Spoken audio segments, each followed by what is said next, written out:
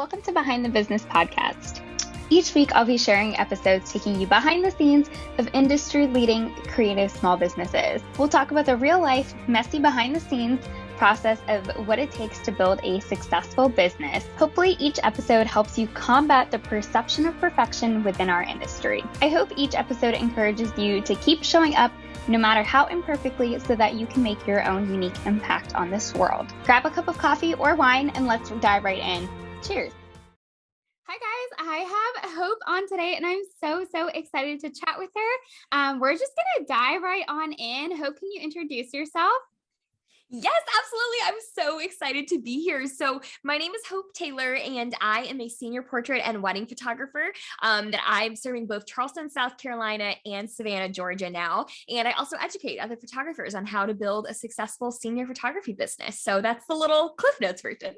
Yeah, I've known Hope for a really long time. I feel like you've seen me kind of like in every stage of my business, and I'm just so grateful for your support. Thank you so much for coming on today. I'm super excited for the questions that I have. So I'm just going to dive right in, and I was going to ask you, you are always very transparent about like your life and your business on social media, but I wanted to ask, what is maybe one thing that people don't know about your business? Yeah. Okay. First of all, so happy to be here. Thank you for having me. And we were chatting briefly about this before we started recording. And I am super transparent. So this one was like a hard one for me to come up with a response for. But I think the biggest thing that I don't really talk about often, but was a huge part of my early seasons of business, are that I started my business when I was 16. And so I went from being a high school student to a professional very quickly. And I've always been somebody that takes work very seriously, and I value and hold the professionalism of my business and my brand at a very high standard. And I think that something that a lot of young business owners don't talk about, or maybe feel like they're the only one experiencing, is this identity crisis of like, okay, yeah, but I'm 18 and I'm supposed to be having fun, and I'm 21 and I want to go out for drinks with my friends, but I've been so used to being professional for so long that this doesn't feel like something that I like have permission to do almost. It was like my identity got swept up in my brand and my professionalism for a few years. And that's just kind of an element of like growing a business at a young age that a lot of people don't hear me talk about. So that was kind of the biggest thing that came to my mind, is like, what's something I don't talk about enough? I'm like, oh, that I had a total identity crisis around age 18 and had to like work through that and still work through that on a day to day. So I love that we started with that question. That's something that I truly don't know that I've ever talked about. Yeah, no, I love that. I feel like I can definitely relate too, because I started mine right after I got out of college, but I was shooting a lot within college itself. And it's really hard. Even now, sometimes day to day, I'm like way goofier, I think, in real life than maybe I like to show up on social media. And people might not like realize that. And people at conferences are always like, oh, you're so short. I didn't realize how short you are, because they haven't seen me in real life. And I'm like, oh, it's always so funny. I wanted to ask, like, what was maybe one thing that you did to kind of help just like reconcile those differences as you were growing up? Yeah. I mean, I think it's still, I'm very much a student in that still, where I still feel like I'm kind of trying to find that balance. I think the biggest thing that was life-giving to me was giving myself permission to know that I can still be authentic on social media while remaining a professional and having a professional brand that I'm proud of, and still also have normal 20 something experiences and like go out and drink with my friends. And like my family's sense of humor is just super crude and uncensored. And like, I can still have that side of me and not have to show that on social media. And those can still both be authentic pieces of who I am. I think it was just that permission of like, not everything has to be on social media, and those two things can be true at one time. And so that was like the most life-giving piece to me, is that you can be selective in what you show while still being your authentic self. So yeah, I don't know if that's helpful to anybody or if that's going to speak to anyone, but that was huge for me in my journey of starting a business. Yeah, thank you so much for sharing that, because I feel like that also kind of touches on like the heart of the podcast and YouTube series. So I love that you mentioned that. And I wanted to ask you a little bit about what are some of the boundaries you've had to put in place to be able to thrive, both like not only just in business, but also be there for all of those like life things as well. Yeah, I think this is huge because I'm a type 3 Enneagram. I love to work. I absolutely love work. But the thing that became really hard for me was like what we talked about. I was so young. I was my cat's meowing. You It's literally okay. posted that you hoped that Lily was gonna show up, and here she is. Hold on. We're gonna let her outside.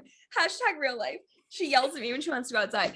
Um, no, but I just think that everybody goes through a season where they feel so burnt out and so overwhelmed with work. And in that season of being young, I did not have balance. Like I was not going out with my friends. I didn't have a life outside of my business. And that contributed to the lack of identity outside of my business and my brand. Mhm. So I want to say it was 2 or 3 years ago that boundaries and the word no became like my best friend. So I don't even know if I'm going to be able to condense the boundaries that I have in my business because there's truly a lot. And I used to really shy away from that because I thought that it made me come across as like too harsh, or, oh, she's so stuffy, or, oh, she thinks she's better than everybody because she has all these boundaries in place. And I've just learned to just tune all of those things out because this is what protects my heart, my creativity, my sanity, my love for what I do. So I'll just list off a few that are like low hanging fruit boundaries that I think most people can implement pretty easily. Mhm. Um, One is that I have very clear work hours that I communicate to anyone that I talk to in business. Mhm. So I have office hours that people can expect when it comes to email. I have office hours that my mastermind students can expect to hear back from me. I have hours that I'm interacting in the Facebook groups with all my course students, hours that my photography clients can contact me. Very clear cut and well communicated hours. I also don't give anyone my personal cell phone number. Mhm. I protect my personal cell phone number with my life. So the only people that get my personal number are my photography clients 48 hours before their shoot in the case of an emergency. But I protect my phone number fiercely. Mhm. And then another boundary that I set, I'm trying to think of one that's a little more unique to me. Something I've started implementing in the last year is that I do not start working in the morning until I have either worked out or made myself an actual breakfast. Mhm. That is a huge thing for me. I have anxiety and I'm a huge mental health advocate. And for me, the process of waking up every day and immediately pouring into everyone else, whether that's just on Instagram stories and pouring into my followers or my students or my clients or my family or my friends, even, that became very draining. And I was pouring from an empty cup every day because I'm a 3-wing too. So I love to be the helper, but I wasn't really filling my own cup. So whatever that looks like for you, the biggest boundary I would recommend setting for the new year would be to pour into yourself before you pour into other people on a day-to-day basis. And that boundary has just refilled my cup in a really big way.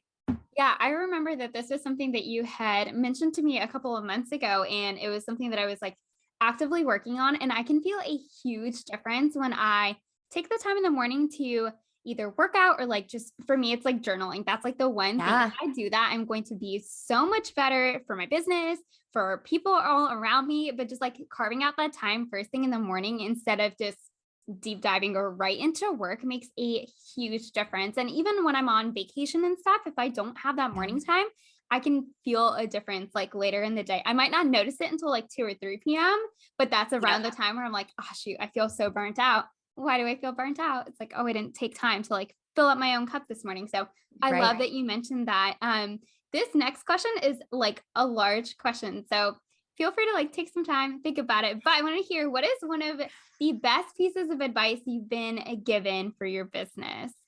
Yes, this is a huge question because I feel like there are so many different directions that I could go with this. Mhm. Like I can think of a piece of advice my therapist has given me that's helped me in my business. I can think of a piece of advice my business coach has given me in my business. I'm trying to think of the one that I feel like has been the most impactful to me recently. Mhm. Um, and I really want to circle back to that idea of filling up your own tank before you fill up any others, because I think that that resonates on a mental health and personal level. But I also think that really resonates on a business level, especially for those of us that are coaching or mentoring or pouring into an audience of people that we're talking to every day.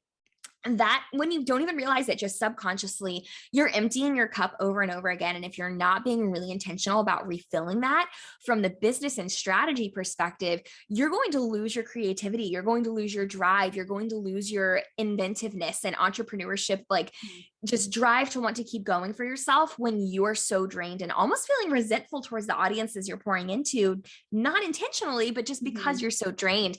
And so I think my therapist, her name is Maria, has given me one of the most life-changing pieces of advice by telling me it's the same thing as putting someone else's oxygen mask on the plane before yours. You can't do that. You have to put yours on first, or else you can't help anybody.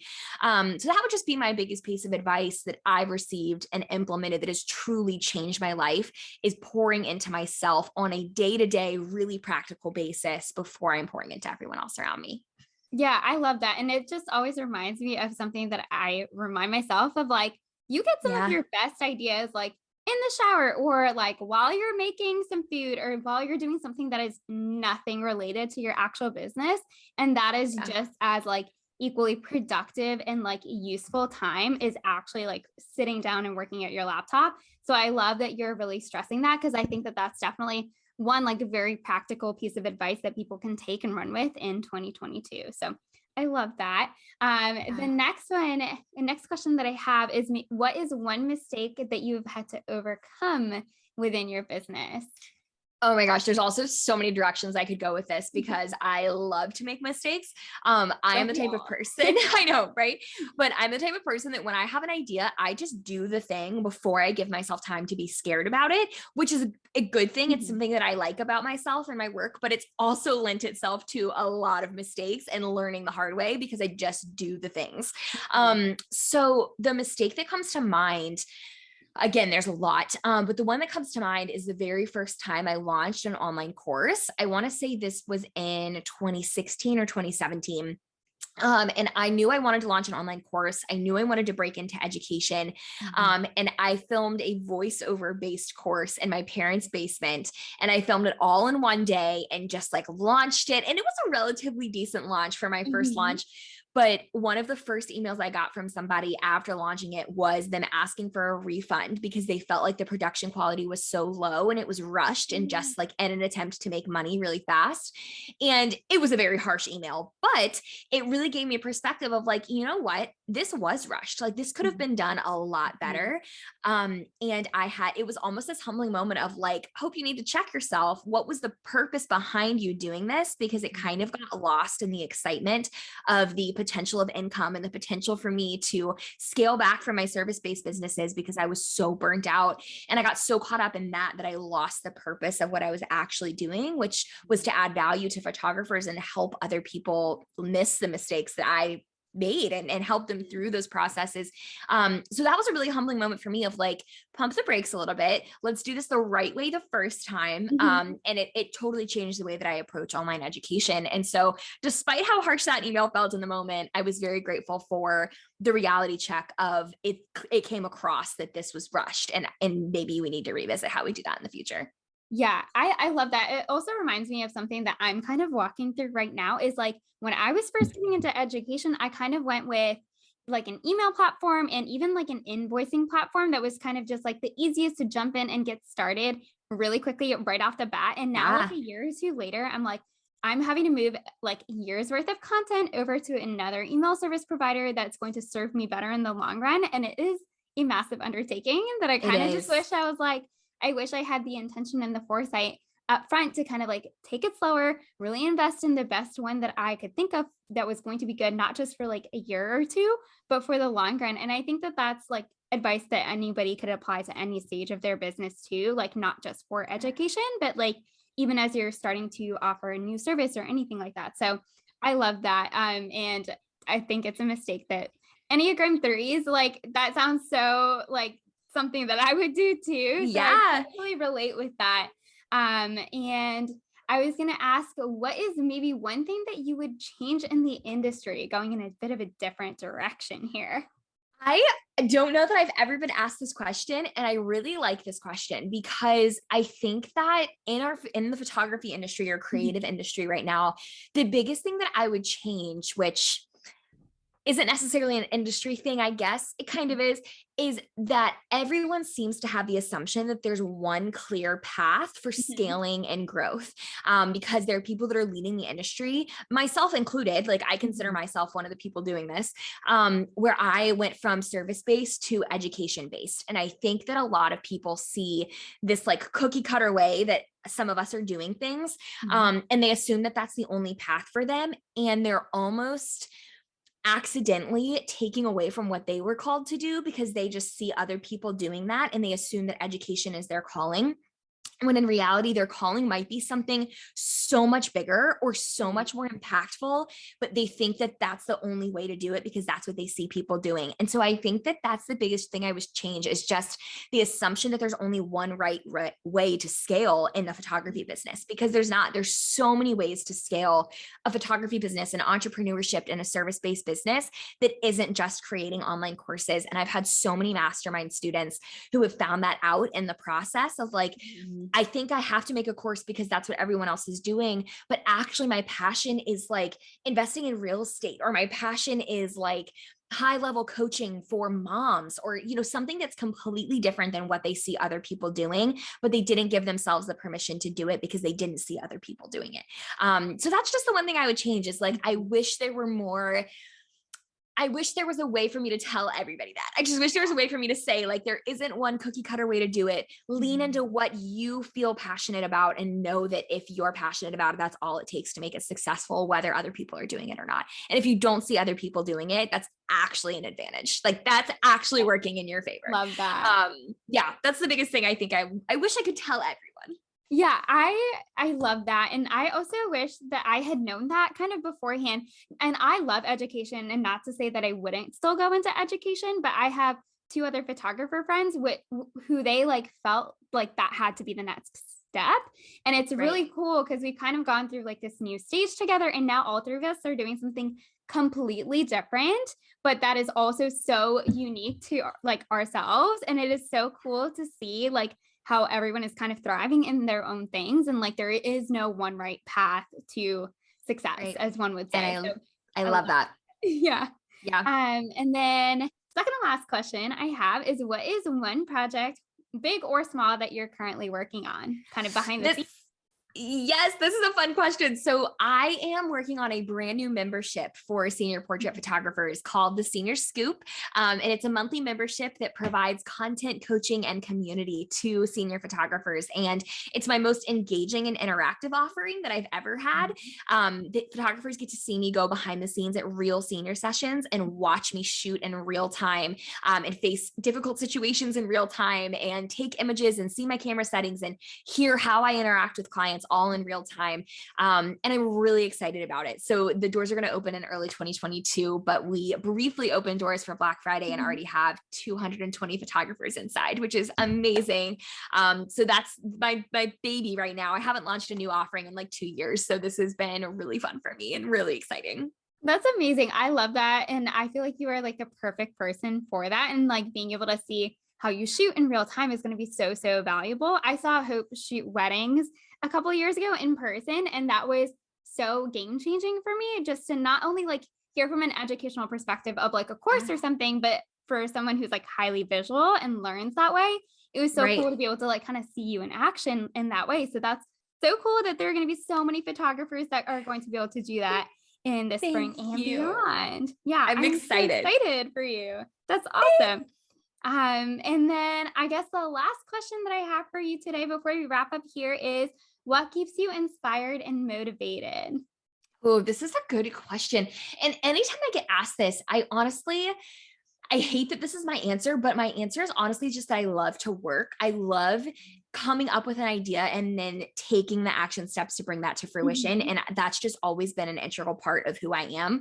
I love entrepreneurship. I love just the ability to create projects for myself. But the biggest thing that keeps me inspired on days when I'm burnt out is honestly engaging with real people. Like I love getting on Instagram stories and talking to real people back and forth in my DMs. And I feel like there's a lot of people that don't do that, but like I just genuinely love social media for the fact that it's social. So on a day when I'm feeling burnt out, I'll get on my Instagram stories and post something random just for the sake of getting to DM people in my inbox and just know that like there are real people on the other end of the work that I'm doing, and it's not just me working myself to the bone for no reason on those like hard days. But that there's people on the receiving end of the content I'm creating and the work that I'm doing that are excited about it, and just engaging with them in a really genuine, candid way is what keeps me going on the long days. Yeah, I love that. And I feel like it's very like easy, or like not easy, sorry. It's very helpful. So when you can see that like one-on-one impact that you're having with like Right. one specific person, where maybe you shared something and just like a really small tip, whatever it is, but then they're taking that and then they're running with it and you get to hear that they're doing so. So I love that you mentioned that. And I wanted to Yeah. thank you so much for taking the time to come on the podcast. It's been wonderful getting to hear about all of the things behind the scenes of H2P. Where can people find you online and just keep staying engaged with you there? Yeah, Manali, thank you so much for having me. I have just adored watching your business grow over the last few years. So I'm really happy that we got to chat.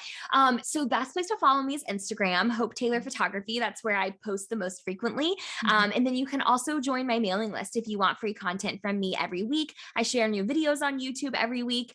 So if you want more content from me, head over to YouTube and join my mailing list from there, and you'll be getting all the educational good stuff delivered to your inbox each week. All right. Well, thanks so much, girl. It was so much fun chatting with you. And guys, I hope you enjoyed this episode. Leave a comment if you do, and I will catch you guys in the next one. If you loved this episode, be sure to check out my free masterclass for photographers to help you book out your wedding photography business this upcoming year. I chat through 3 key tips that you can start implementing today to confidently raise your prices and book those dreamy clients. You can sign up at manaliphotography.com/class. CLASS. I'll see you inside.